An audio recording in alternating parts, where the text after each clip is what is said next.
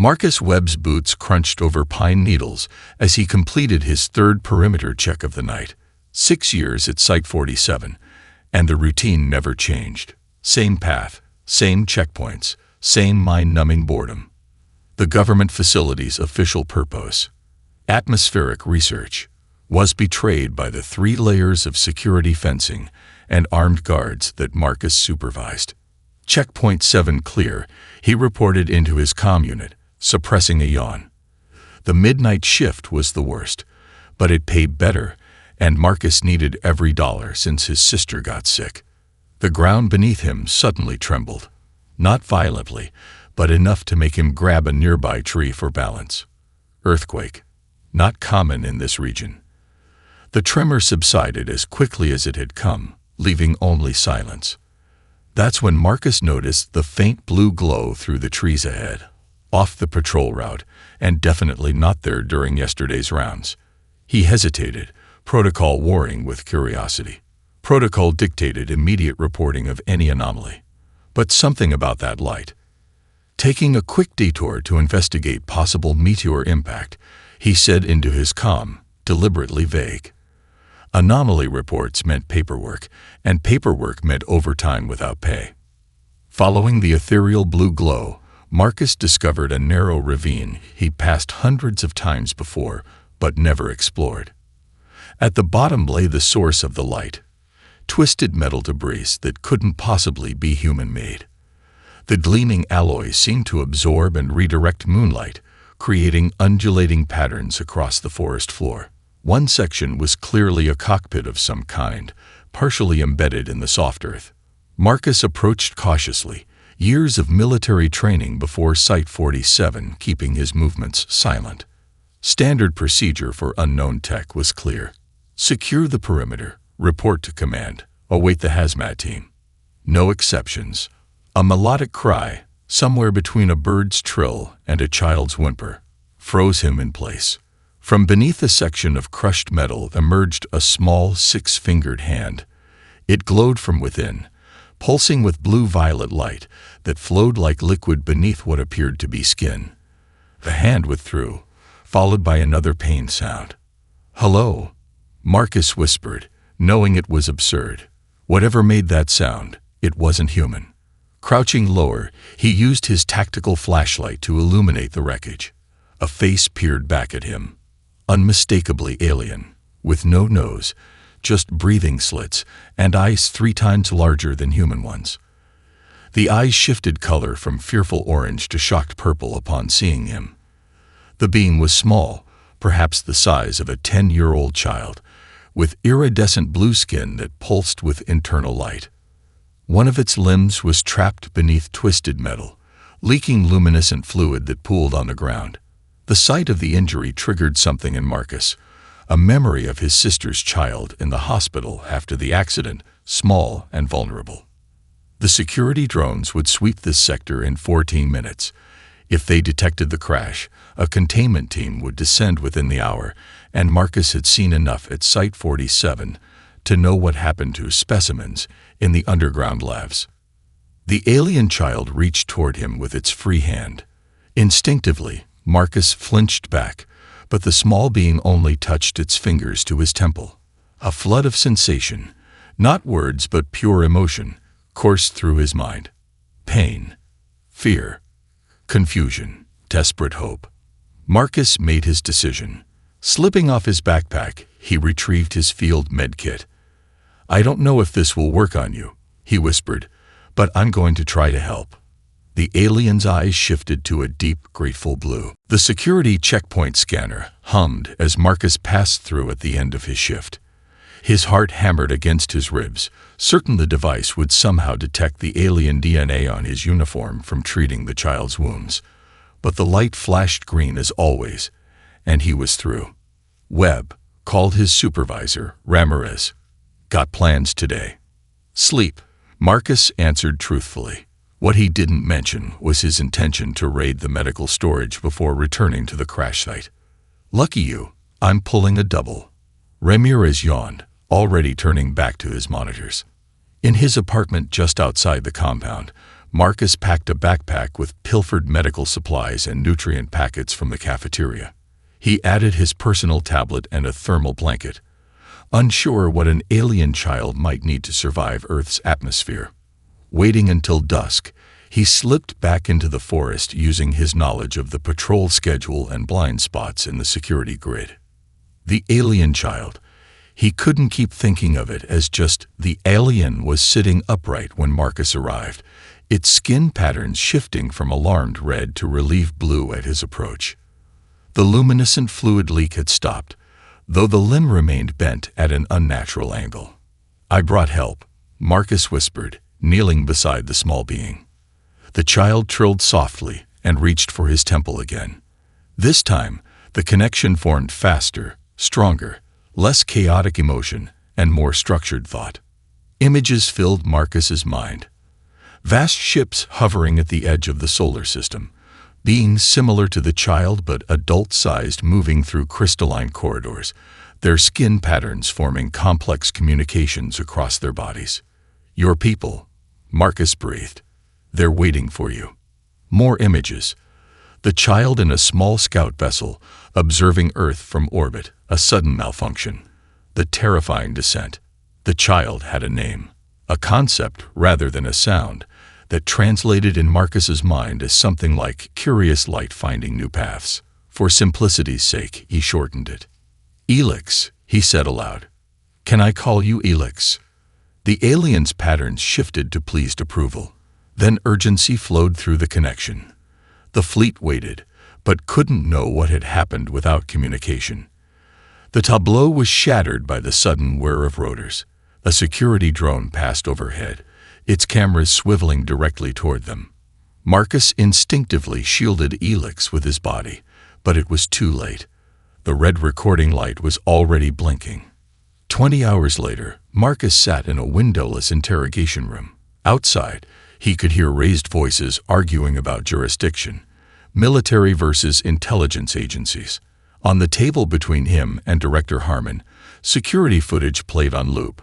Marcus clearly visible treating an extraterrestrial being. "You understand the implications of what you've done?" Harmon asked, voice deadly quiet. "Making unauthorized contact with a non-terrestrial entity violates every protocol we have." "It was injured," Marcus replied flatly. "It," Harmon emphasized, "is potentially the most significant discovery in human history. Where is it now?" Marcus remained silent. "We have containment teams standing by," Harmon continued.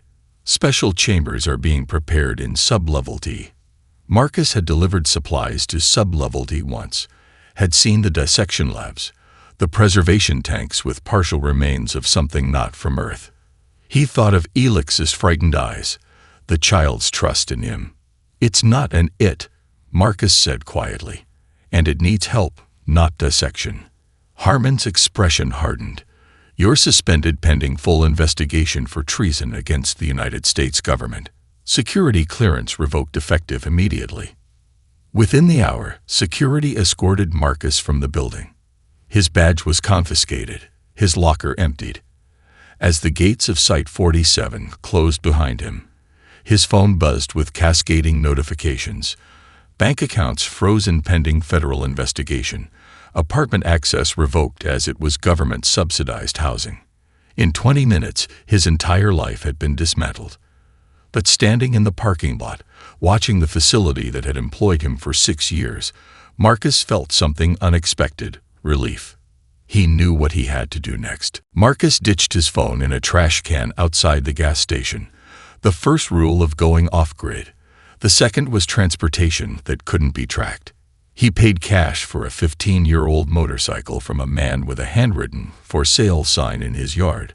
No questions asked. Night had fallen by the time he reached the forest clearing nearest to Elix's crash site. The distant thrum of helicopter rotors confirmed his suspicions.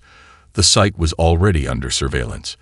He pulled the motorcycle behind dense undergrowth and continued on foot, using terrain features to avoid thermal imaging, a skill from his Force Recon days that Site 47 never knew he possessed.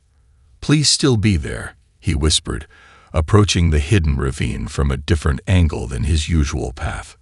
The wreckage glowed fainter now, the blue light pulsing irregularly. For a terrifying moment, Marcus thought he was too late, until a weak trill emerged from beneath the camouflaging debris he'd arranged the day before. Elix lay curled in a protective ball, skin cycling between alarming gray and dim blue.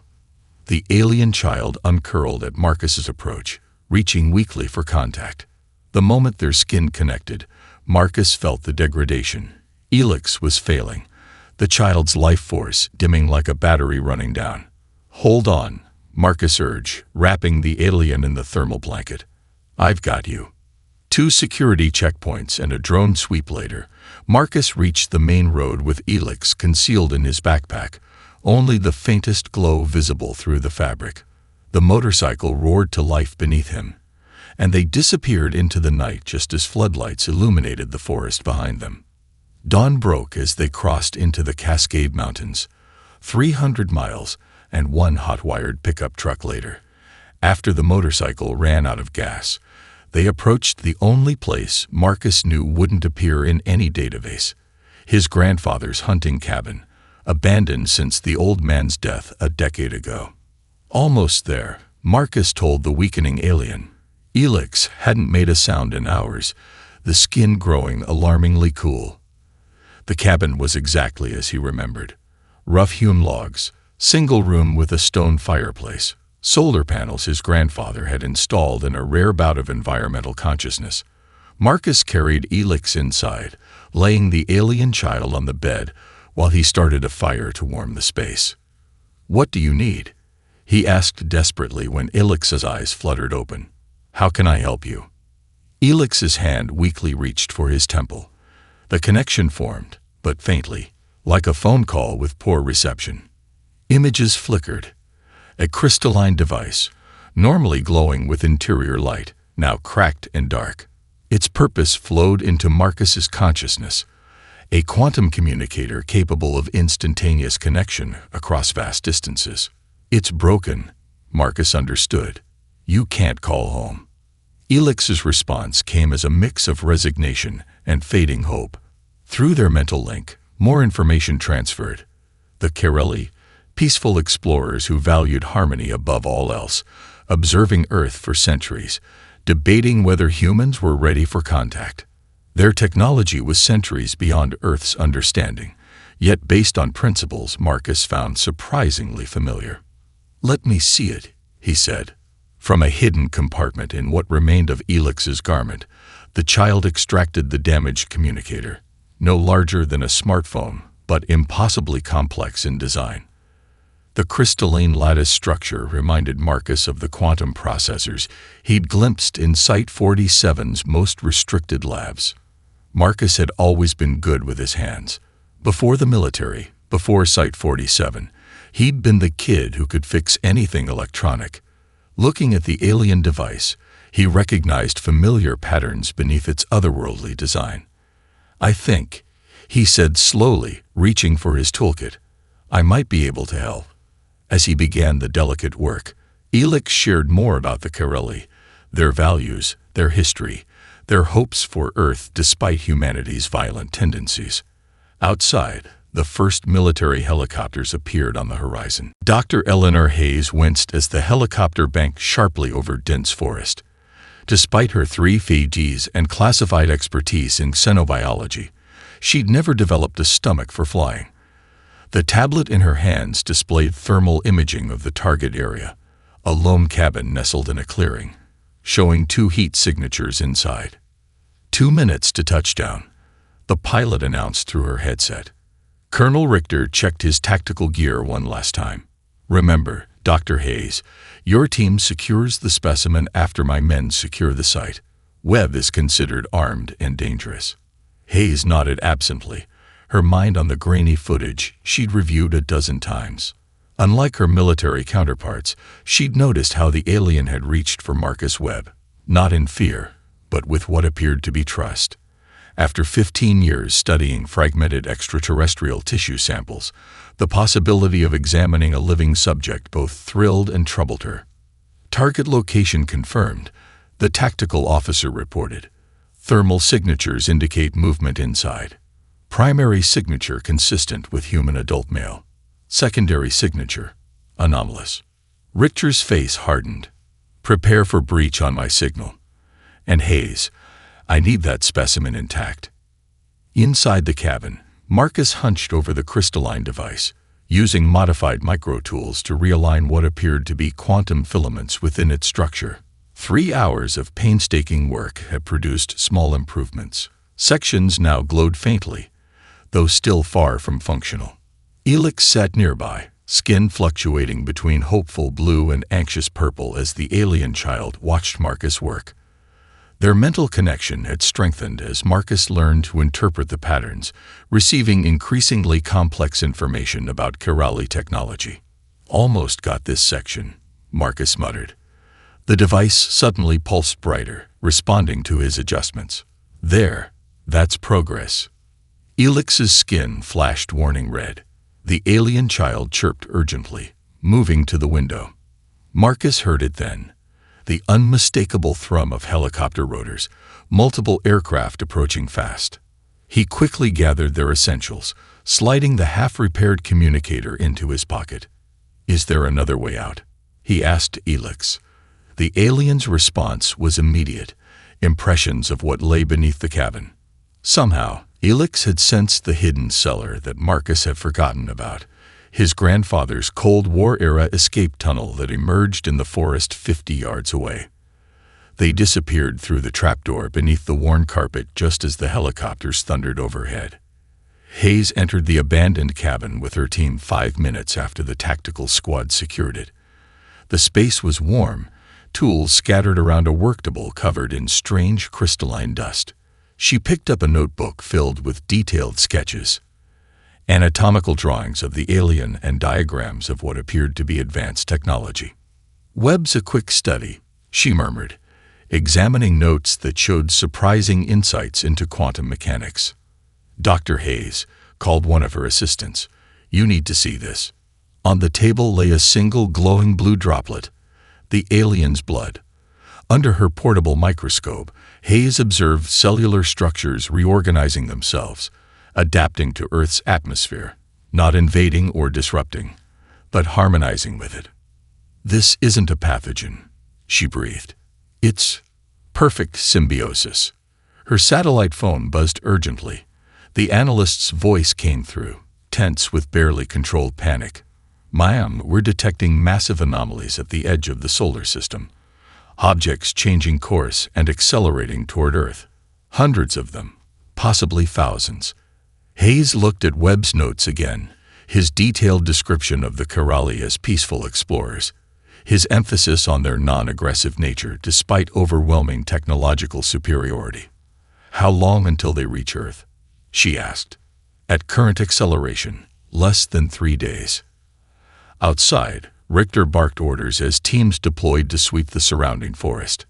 Hayes stared at the blood sample, then at Webb's earnest handwritten notes describing the alien child's fear of human containment protocols.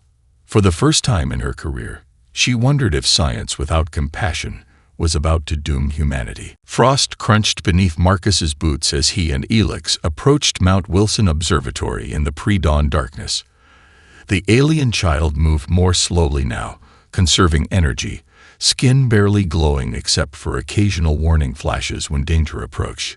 Twice during their 20-hour trek through wilderness, they'd hidden as search parties passed within yards of their position. The massive radio telescope rose against the star-filled sky, its dish turned skyward as if in prayer. According to the information Marcus had pieced together from maps and Elix's knowledge, this facility's equipment could amplify their damaged communicator's signal enough to reach the approaching Kirali fleet.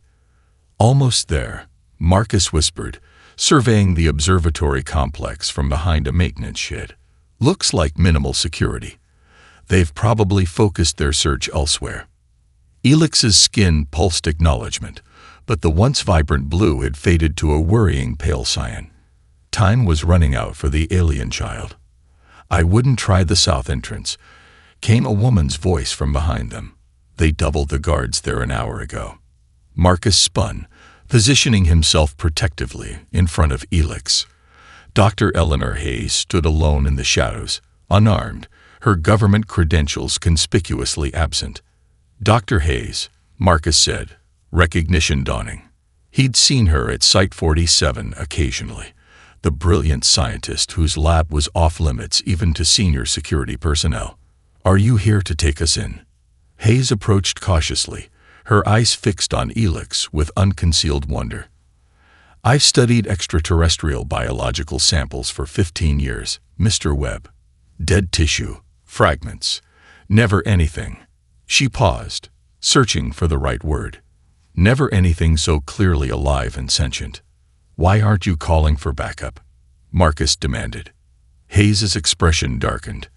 "Because I've seen Richter's containment protocols. Because there are thousands of ships approaching Earth, accelerating with technology we can't comprehend. And because your notes suggested that Carolee might be peaceful, unless provoked." She produced a keycard. "The primary array is this way." 5 minutes later, they stood in the observatory's main control room. Hayes worked quickly, her expertise with the equipment evident as she bypassed security systems and powered up the massive dish. "Whatever you're going to do it fast," she warned, glancing at security monitors showing vehicles approaching the facility's main gate. "They've tracked us somehow." Marcus placed the damaged communicator on the transmission panel. Elix moved forward, six-fingered hands working with surprising dexterity over the crystalline device. Connected to Earth's power grid, it began glowing brighter than it had since the crash. As alarms blared throughout the facility, Elix touched both humans' temples simultaneously. The mental connection formed instantly, far stronger than before, creating a three-way link that transcended language. They found themselves floating in a vast chamber filled with tall, luminescent beings whose skin patterns shifted in complex conversations. The Kerala Council, their patterns suggesting shock, received Elix's transmission with visible relief. But when the child shared images of Marcus, a human who'd sacrificed everything to save an alien child, the Council's response appeared as cascades of light rippling between the assembled beings. "What are they saying?" Marcus asked as the connection began to fade. Through their mental link, Elix communicated with perfect clarity. They debated Earth's readiness for centuries. "Your actions have ended the debate." The alien child's eyes shimmered with emotion. "They're coming. All of them. The entire fleet. First contact will happen within 3 days." As the doors to the control room burst open and armed personnel swarmed in, Marcus raised his hand slowly. The transmission had completed. Whatever happened now, history had been irrevocably changed. Across the room, Dr. Hayes did the same, a strange smile playing at her lips as she watched Elix stand proudly beside Marcus, no longer hiding. "Weapon," shouted one of the soldiers, pointing at the glowing communicator. "No," Hayes said firmly. "That's not a weapon. It's an invitation." Marcus's world had shrunk to the dimensions of his detention cell, 8 feet by 10 feet of reinforced concrete, with a single reinforced window too small to climb through. 3 days of isolation broken only by interrogations that went nowhere. He refused to speak without assurances of Elix's safety, and his interrogators refused to provide any information about the alien child. The only connection to the outside world was the small television bolted to the wall, cycling through news channels that had grown increasingly hysterical over the past 72 hours. Something was happening globally, though the government-approved broadcasts revealed little. A sudden tremor shook the building, causing dust to drift from the ceiling. Marcus looked up, alert. Another tremor followed, stronger this time, then another, rhythmic, almost deliberate. The fluorescent lights flickered, plunging the cell into momentary darkness. When emergency power kicked in, the television screen flashed to life automatically, now displaying a live emergency broadcast. Marcus's breath caught in his throat. The skies above Washington, D.C. filled the screen, not with clouds, but with ships. Massive vessels hung in perfect formation, their surfaces gleaming like liquid metal in the sunlight. The camera panned across the horizon, revealing more ships appearing over New York, Los Angeles, Beijing, Moscow, London, everywhere. "This is not a drill," the ashen-faced news anchor was saying. "Similar reports are coming in from every major city worldwide. Military forces have been mobilized, but have taken no aggressive action as yet against the vessels." The largest ship, positioned directly above the White House, dwarfed everything around it, a behemoth stretching nearly 2 miles from end to end. Its surface rippled with patterns of light that Marcus instantly recognized as Karala communications. The feed cut to panicked scenes from around the world. People fleeing cities, praying in streets, celebrating what some called the arrival. Stock markets had suspended trading. Religious leaders issued competing interpretations, from rapture to apocalypse. Suddenly, every electronic device on Earth, from the television in Marcus's cell to smartphones in remote villages, broadcast the same message simultaneously in perfect local dialect. "People of Earth, we are the Kareli. We come in peace to honor Marcus Webb, the human who saved our child when it would have been easier to follow orders. We request his immediate release and safe passage to our vessel, along with our child citizen Elix. We await your response." The broadcast included Marcus's image and the exact coordinates of his detention facility. Marcus stared at the screen in disbelief as his name echoed through the facility speakers. Outside his cell, he heard shouting, running footsteps, the chaos of an organization in free fall. The door swung open. A stone-faced military officer Marcus had never seen before stood in the doorway, flanked by aides whispering urgently into communication devices. "Mr. Webb," the officer said stiffly, "your presence is requested at the White House immediately." The journey from prisoner to VIP happened so quickly that Marcus could barely process it. Whisked from his cell to a helicopter, then to a military jet, he found himself sitting across from governmental officials who days earlier had labeled him a traitor. Through the aircraft window, Marcus watched the Karali ships hanging motionless above the landscape, not attacking, not threatening, simply waiting, a show of force through pure presence that made Earth's military might seem like children's toys by comparison. "What do they want?" asked a nervous-looking man introduced as the National Security Advisor. Marcus studied the patterns flowing across the nearest vessel's surface. Thanks to his connection with Elix, he understood enough to recognize a formal welcome display. "They want exactly what they said," Marcus replied, "to meet the human who helped their child. The question is, where is Elix?" As if in answer, the door to the cabin opened. Dr. Hayes entered, followed by Elix, whose skin now glowed healthy blue. The alien child moved to Marcus's side immediately. "They brought their entire civilization," Hayes said quietly, her voice filled with awe. "This isn't just first contact. This is the most massive vote of confidence possible." "Hold still," Dr. Hayes muttered, adjusting Marcus's collar, "and try not to look terrified." "Easy for you to say," Marcus replied, eyeing his reflection in the mirror. The formal attire, a blend of traditional human diplomatic wear with subtle elements inspired by Karali design, felt alien against his skin. "A week ago, I was unemployed with frozen bank accounts. They stood in an anteroom of the United Nations, transformed overnight into humanity's first interstellar embassy." Through the windows, Marcus could see the crowd stretching for miles, held back by military cordons as Kareli vessels hovered silently overhead, their surfaces rippling with communication patterns. Inside the main chamber, world leaders and their entourages waited. Former adversaries now seated side by side in unprecedented cooperation born of necessity. "The delegation is ready," announced a State Department official, unable to hide the tremor in his voice. Before Marcus could respond, the doors opposite them opened. Elix entered first, the alien child's skin patterns more elaborate than before, wearing ceremonial garments that seemed to flow like liquid metal. Following Elix were 2 taller Kareli, their skin patterns marking them as the child's parents according to what Elix had shared with Marcus. The resemblance was unmistakable. The same iridescent quality, though the adult's patterns were vastly more complex. The taller Corelli approached, moving with liquid grace that made human movement seem awkward by comparison. When it touched Marcus's temple, the mental connection formed instantly, far stronger than with Elix, conveying not just emotions but complete, structured thoughts. You saved our child when your own security was at risk. You chose compassion over obedience.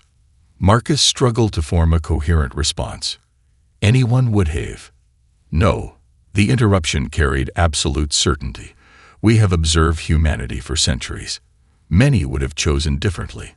The Corelli judge civilizations not by technological advancement, but by how they treat the vulnerable. The second parent stepped forward, its mental touch conveying deeper formality. I am Shurza, High Counselor of the Northern Spiral Arm. Our council has voted unanimously. We offer Earth partnership. Marcus felt the weight of responsibility crushing down on him. He was no diplomat, no scientist, just a security guard who'd made one decent choice. As if sensing his doubt, Elix moved closer, touching his arm. Through their connection flowed reassurance, trust, and something Marcus hadn't expected: pride. They're ready for us, Hayes whispered, gesturing toward the chamber doors. The main assembly hall fell silent as Marcus entered with the Corelli. World leaders rose from their seats, some in awe, others in visible apprehension. The Secretary General stepped forward to welcome them, her practiced diplomatic countenance momentarily cracking at the sight of the luminescent beings. Elix's parents took position at the central podium, their skin patterns synchronizing in what Marcus now recognized as formal address mode. Through their telepathic connection, he understood what few humans yet realize. This wasn't just a diplomatic meeting, but the beginning of a fundamental shift in human history. A High Counselor's message flowed into Marcus's mind for translation. We offer 3 gifts to humanity. First, medical knowledge to eliminate your most devastating diseases. Second, clean energy technology to heal your planet's damage. Third, and most importantly, membership in the Galactic Concord, a status normally reserved for civilizations centuries more advanced. A ripple of astonishment passed through the assembly. Several military leaders exchanged skeptical glances. Some among our council objected, continued the High Counselor, citing human history of violence. But in one human's choice, Marcus Webb's compassion toward a child not of his species, we glimpsed your potential future. Marcus stepped forward, suddenly aware that whatever he said next would be recorded in human history forever. Behind him stood Dr. Hayes, humanity's scientific voice. Before him sat world leaders, watching expectantly. And beside him stood Elix, the unlikely bridge between 2 civilizations. On behalf of humanity, Marcus began, words he never imagined speaking. We accept your friendship and promise to strive to be worthy of it. 1 year to the day since the Armada's arrival, Marcus stood at the viewport of Harmony Station, Earth's first orbital habitat built with Corelli technology. The observation deck offered a breathtaking panorama. Earth below, stars above, and between them the gleaming Corelli vessels that had become a permanent fixture in humanity's sky. Still can't believe this is real, Dr. Hayes asked, joining him at the viewport. Her new role as Chief of Sinological Sciences came with the first human neural implant allowing direct Corelli communication, a testament to the trust that had developed between the species. Sometimes I wake up expecting to be back in my security guard uniform, Marcus admitted, or my detention cell. Below them, Earth itself was transforming. Massive atmospheric processors cleared a century of pollution in months. Deserts bloomed green as Corelli terraforming technology repaired human damage. Hospitals worldwide showcased what many called miracles. Diseases once thought incurable vanishing beneath advanced treatments freely shared. The door whispered open as Elix entered, no longer a child by Corelli standards. The once small alien now stood nearly as tall as Marcus, skin patterns more complex, signifying growth and education. The Rixari delegation has arrived, Elix announced. They've specifically requested to meet the human who changed everything. Marcus sighed. Another diplomatic function. I'm still a security guard at heart, not a politician. That's precisely why you're perfect for this. Hayes laughed. The Rixari have observed humanity for millennia, but never approached. Now they want relations. Because of you. As they walked toward the diplomatic chamber, Elix's patterns shifted to formal communication mode. There's something my parents authorized me to show you, Marcus. Something the High Council decided humans were ready to know only now. Elix activated a wall panel, revealing a holographic projection, a recording of a Kerali Council meeting dated just days before the scout ship crash. The translation overlay revealed a devastating truth. The Council had voted 127-3 to designate Earth a quarantine zone, declaring humanity too violent and self-destructive for contact. The decision would have removed Earth from consideration for at least 5 centuries. The crash was an accident, Elix explained. But what followed revealed something our centuries of observation had missed. The hologram shifted to show Marcus tending Elix's wounds in the forest, then defying his superiors, then working tirelessly to repair the communicator. One human's compassion outweighed centuries of observed violence, Elix continued. Before you, the Council saw only humanity's wars, environmental destruction, and cruelty. You showed them something else, the capacity to recognize personhood across species boundaries. The hologram displayed current data, 7 previously unknown alien civilizations establishing diplomatic relations with Earth, all citing the Kerali endorsement as their reason. You didn't just save me, Elix said quietly. You saved humanity from isolation during its most vulnerable developmental period. Without guidance, the Council projected humanity's self-destruction probability at 83% within the next century. Marcus stared at the data in silence, processing the enormity of it all. How a single act of kindness had altered the trajectory of his entire species. The Rixari are waiting, Hayes reminded them gently. Marcus nodded, straightening his shoulders as they approached the diplomatic chamber where representatives from 8 species awaited. No longer the reluctant hero or the former security guard, but living proof of the simple truth that had convinced an advanced civilization to take a chance on humanity. That when tested, even one human's capacity for compassion can outshine a species' history of violence, and in doing so, change the course of 2 civilizations forever. As the doors opened to humanity's expanding future among the stars, Marcus realized that losing his job might have been the best thing that ever happened to him and to Earth.